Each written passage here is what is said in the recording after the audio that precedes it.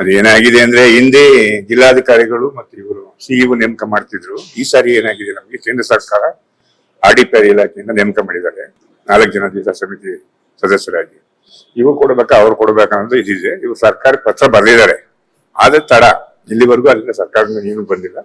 ಅದೇ ನಾವು ಒತ್ತಾಯ ಮಾಡಿದ್ದೀವಿ, ನೀವಾದ್ರೂ ಕೊಡಿ, ಇಲ್ಲ ಆದೇಶ ತರಿಸ್ಕೊಂಡವ್ರು ಕೊಡಿ ಅಂತ ಒತ್ತಾಯ ಮಾಡಿದ್ದೀವಿ. ಈಗಾಗಲೇ 4 months ಆಗಿದೆ ID ಕಾರ್ಡ್ ಇಲ್ಲ. ಈಗ ಆಲ್ರೆಡಿ ನಾವೆಲ್ಲ ವೋಟರ್ ID, ಆಧಾರ್ ಕಾರ್ಡು, ಫೋಟೋಗಳೆಲ್ಲ ಕೊಟ್ಟಿದೀವಿ. ಅವರೇ ಕೇಳಿದ್ರು, ಕೊಟ್ಟಿದೀವಿ. ಅವ್ರು ಸರ್ಕಾರಕ್ಕೆ ಪತ್ರ ಬರೆದವ್ರೆ, ಸರ್ಕಾರದಿಂದ ಯಾವುದೇ ಪತ್ರ ವಾಪಸ್ ಮಾಡಿಲ್ಲ.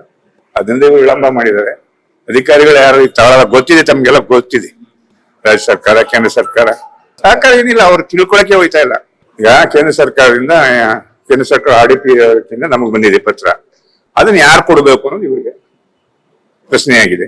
ಸರ್ಕಾರಕ್ಕೆ ಬರೆದಿದ್ದಾರೆ RDP ಇಲಾಖೆಗೆ, ಅವರಿಂದ ರಿಪ್ಲೈ ಬಂದಿಲ್ಲ. ಬಂದ ತಕ್ಷಣ ಕೊಡ್ತೀವಿ ಅಂತ ಹೇಳಿದ್ದಾರೆ. ಇವತ್ತು ಅವ್ರ ಗಮನಕ್ಕೆ ತಂದಿದ್ದೀವಿ, ಯಾಕಂದ್ರೆ MP ಅಧ್ಯಕ್ಷರು ದಿಶಾ ಸಮಿತಿಗೆ, ಅಲ್ಲೇ ಚರ್ಚೆಗೆ ತಂದಿದ್ದೀವಿ. ನೋಡೋಣ, ಇವತ್ತು ನಾಳೆಲ್ಲಿ ಇಶ್ಯೂ ಆಗ್ಬೋದು ಅಂತ ನಾನು ಅನ್ಕೊಂಡಿದ್ದೀನಿ. ಇಲ್ಲದಿದ್ರೆ ಏನ್ ಮಾಡಕ್ಕಾಗುತ್ತೆ, ನಮ್ಮ ಪಾಡಿಗೆ ನಾವು ಒಡ್ಡಾಡ್ಕೊಂಡಿರೋಣ ನೇರವಾಗಿ, ಇನ್ನೇನು ಮಾಡಕ್ಕಾಗಲ್ಲ.